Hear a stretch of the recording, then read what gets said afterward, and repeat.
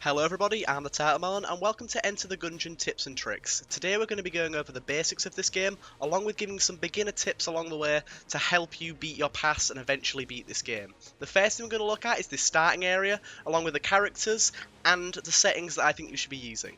First we're going to head into settings, and the first one we're going to look at is screen shake amount. This is the amount that your screen is going to shake when an explosion happens or you get hit.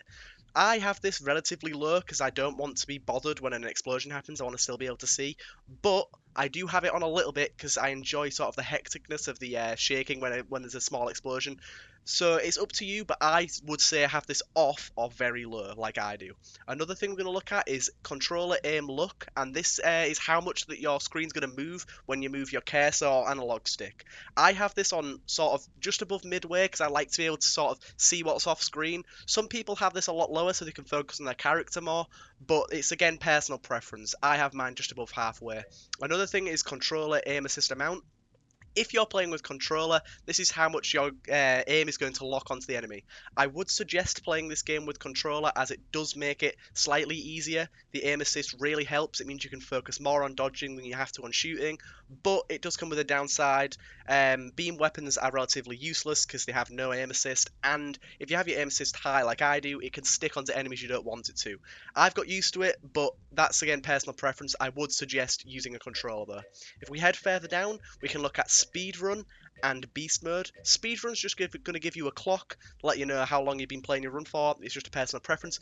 Beast mode, it does absolutely nothing. It's just a joke, but you should definitely tick it because you unlock an item for beating the dragon once with this on. So might as well make it your first time. It's a really good item, so I'd definitely go and unlock that.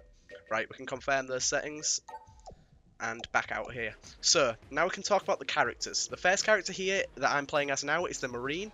The Marine is the best character out of the beginning for, I think, due to his starting pistol being very, very good with 10 bullets and ideal damage. And he also gets a piece of armor, which is good for new players. An extra hit before you start taking red heart damage is really useful. And he has an increased accuracy boost to all weapons, which is just good throughout the game. It's going to affect you all the time. It's not just a little boost on the first floor. It's always good.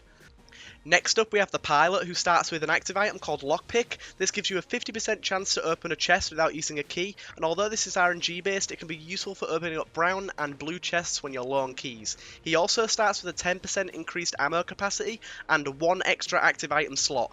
This character's very good, but he does have one downside in that his pistol is the worst out of the 4 starting characters. It is really terrible, and you really don't want to get stuck on the first floor with just his pistol. It's really bad for killing bosses. After that is the Convict. The Convict is a decent overall character. She starts with a little revolver that you can tap shoot to shoot faster and a sawn-off shotgun. The sawn-off shotgun's pretty bad, but it can be used to find secret rooms, and it's probably pretty decent on the first floor. She also starts with a Molotov, which just lays down a little bit of fire. It's pretty good against bosses unless they fly, and pretty good at clearing out rooms. Also recharges fairly quickly. Another bonus is when she gets hit, she gets a damage bonus for about 5 seconds, which does help out whenever you get hit. The final character is the Huntress, who starts with a crossbow and a dog. The crossbow is really good for the first 2 floors, and it's also a pretty good boss killer on the first floor, so that's a good benefit. It can also find secret rooms, which is useful. The dog is pretty good because it can dig up random consumables, although this is RNG based, so it doesn't happen often, but when it does, it's a nice surprise. You can also find mimics by barking at them, so definitely watch out for that. In the early stages of this game, you're going to find orange cell door keys in the Gungeon that unlock a cell somewhere on that floor. That cell will contain an NPC, which will then spawn in this starting area here, and each NPC is either a merchant to buy guns from and items from with hegemony credits, or they will appear in the Gungeon later on to help you out. Each shop sells a different set of guns, like Mr. Goopentine, I think he's called, Mr. Goopy or something like that. He sells like sort of goo related items, like the syringe and things like that, and the sponge. And then you've got this one up here, which just is general weaponry. Then there's one down over here who sells, you can just see him, the big ogre dude that sells like military style weapons. And then you get Doug, who normally spawns here, I think because I've got the mod of the Gungeon on, he's not spawning for some reason, but he normally spawns there, and he will have sort of DLC weapons from the supply drop update, I suggest you spend all of your hegemony credits on this guy here, Doug, first, as he has the best items available, and the more hegemony credits you spend, the better the items get, and his items are really good, so I definitely suggest buying from him first if you haven't already started somewhere else. A quick tip in the tutorial area of the game, if you haven't done it already, is if you get to this stage here and take a left, you can complete this room and you'll get a blank and you'll see this crack on the wall here. This indicates that there's a secret room. In normal runs, you'll only get this crack if you've shot at the wall with a gun that consumes ammo, but once you see the crack, use a blank, it'll open it, and it'll give you this body here, which will unlock an item that will be added to the gungeon. Also, completing the tutorial unlocks the pea shooter, which I'm holding now, if you haven't done it already. So this is definitely worth doing. I'd go and pick that up before you do anything else. Now that we've entered the gungeon, we can take a look at some tips that are going to help you stay alive and get kills quicker throughout the first floor. So let's head into this room here, and the first tip I'm going to give you is keep your distance from enemies. If you can keep your distance, you're going to get more time to react and it's going to make dodging much easier. As you can see here, I'm far away and I can keep a good eye on where the enemies are shooting and how I can easily avoid their shots. Staying mobile is always better than standing still, as it's going to give you a lot more time to react to the incoming shots, and give you a better chance of being able to dodge them more easily. It's always better to move out the way of bullets rather than dodge rolling, as this means you can continue to fire at the enemy, and it also means you're not committed to a direction as you would be with a dodge roll.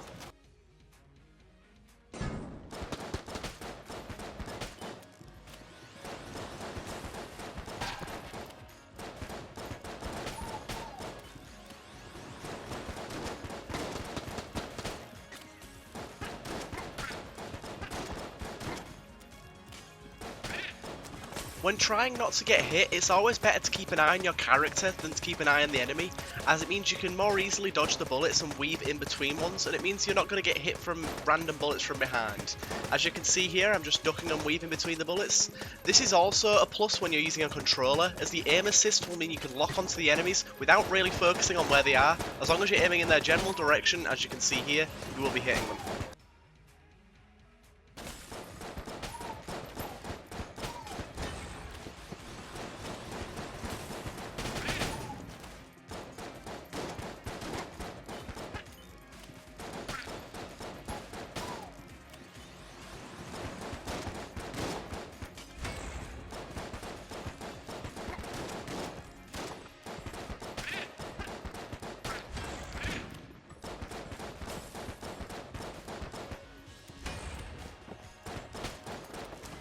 Tables that you find in rooms can be interacted with and flipped. Doing this will block enemy bullets, but what you may not know is that during the animation of the flip, it will destroy any bullets near the table, and the table won't take any damage. This is great for destroying big attacks, as it means the table will be able to take more damage later on.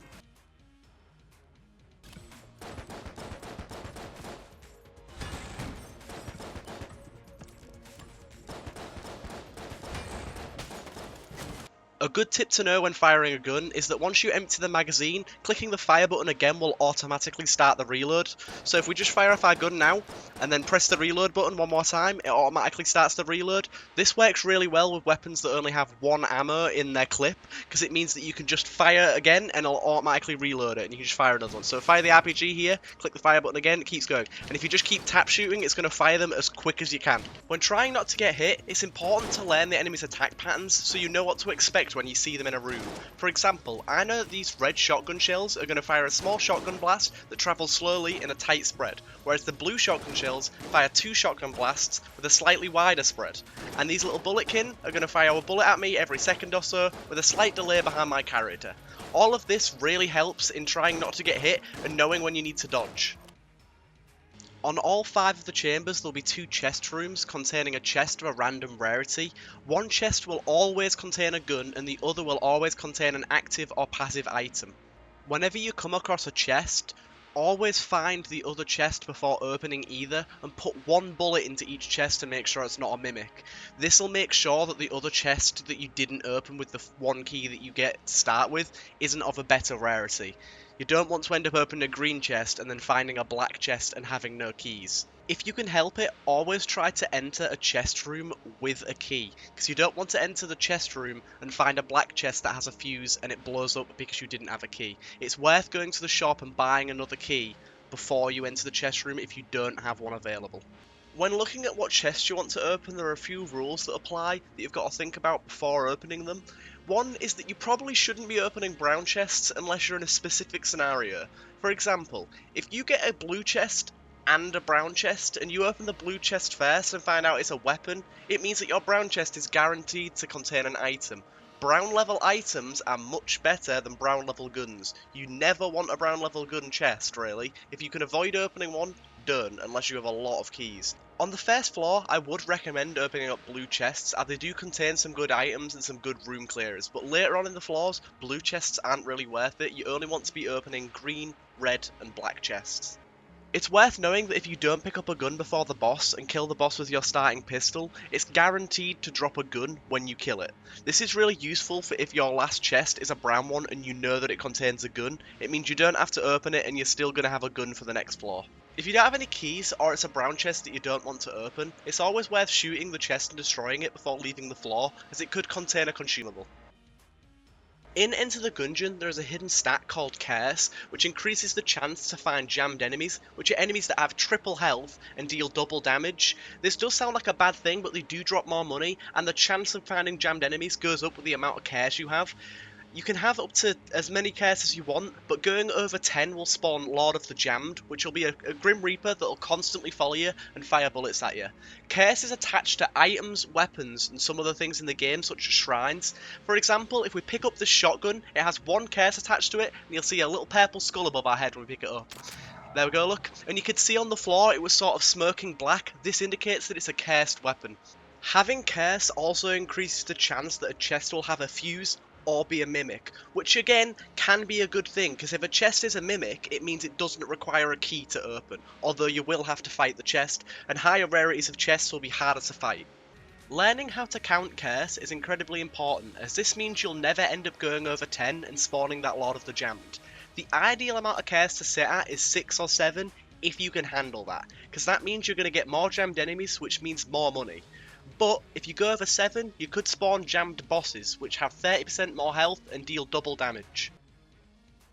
It's possible to steal from shops with specific items, and doing so will increase your curse by 1 but give you the item for completely free. Although you do have to be aware, because stealing more than once from each NPC will make them mad and shut their shop, and this guy will shut his shop for the rest of the run. But I could steal this gun here and then come over and steal this one here, because it's from 2 different NPCs. So for example, I can go here and steal this, and he hasn't noticed, and then if I get the item again, I can come back and steal one from here, and neither of them will be mad. As you can see, I've recharged my active item, and I can come back and steal from this guy as well.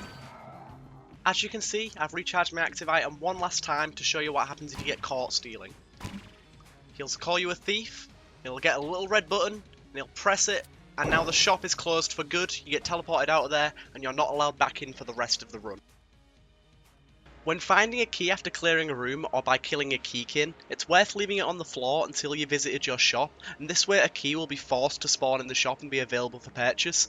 Keys cannot be stolen by the resourceful rat, so leaving them on the floor is perfectly fine. You can go and adventure all you want until you find that shop, and once you visited it, you can pop straight back and pick up the key. It's worth noting that as well as not stealing keys, the resourceful rat will not take blanks or health either. He will, however, take armour, guns, ammo, and items, so don't leave any of those on the floor.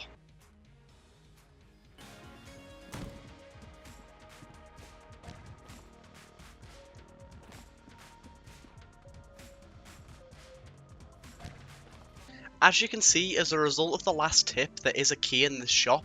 There is also another key which would have spawned either way, but we don't know that before we enter, so it's worth trying to guarantee one to be in the shop. It's worth mentioning that trying to force spawn a key currently does work, but when Advanced Dungeons & Dragons comes out, this will no longer be a feature. The first 4 chambers all have a guaranteed shop that looks exactly like this one, and it offers keys, armour, ammo, health, weapons, items, blanks, and also has the chance for NPCs, cell creeps, and gun munchers for spawn. These are all really useful things, but whenever looking to purchase an item, gun, anything, unless you really need it desperately straight away, wait until you finish the floor, then come back to the shop, because you could find another NPC while searching, or something else that you'd rather spend your money on.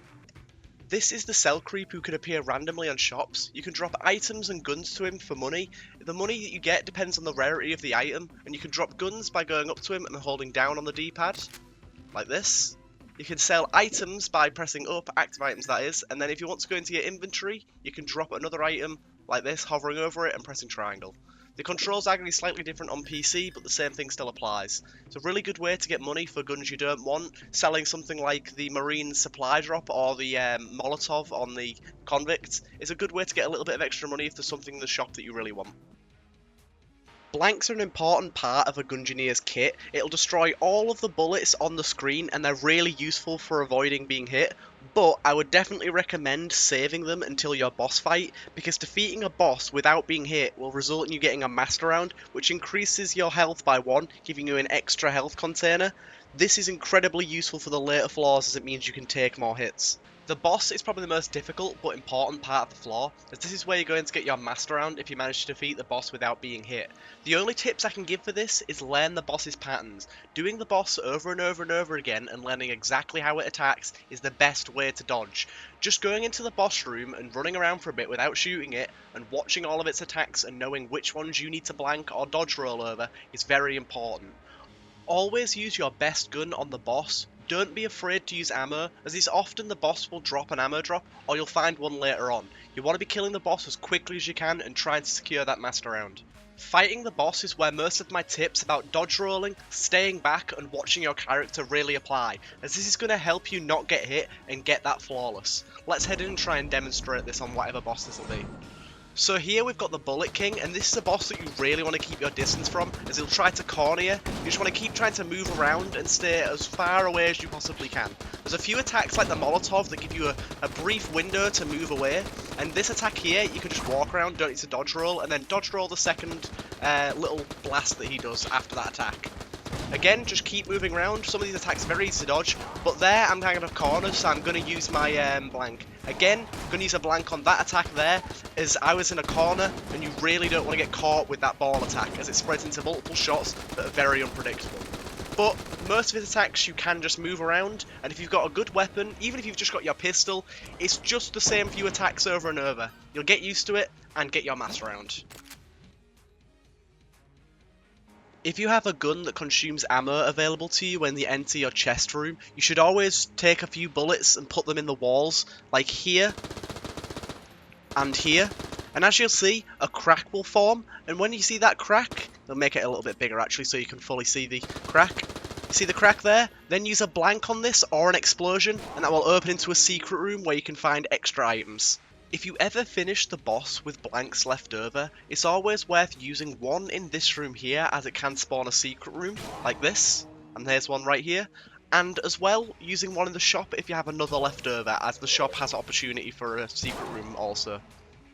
This is useful as going down to the next floor automatically gives you 2 blanks, so having 2 left over at the end of a floor is completely pointless, you might as well use them. Now here's an example of a flawless run through of the first chamber, using all of the tips that I've showed you so far.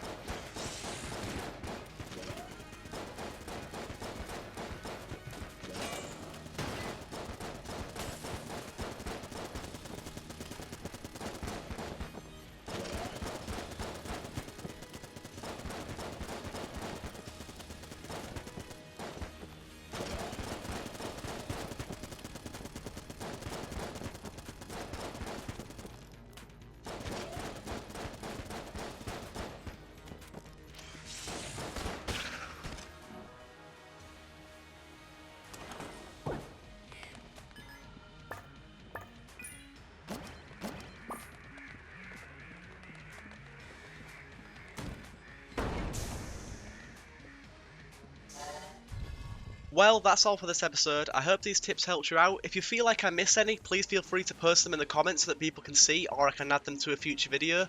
I do hope to progress this series further and create an advanced tips guide, along with looking at things like some of the quests available in the Gungeon, some of the guns, and some of the bosses too. Hopefully you enjoyed, and I'll see you guys in the next one.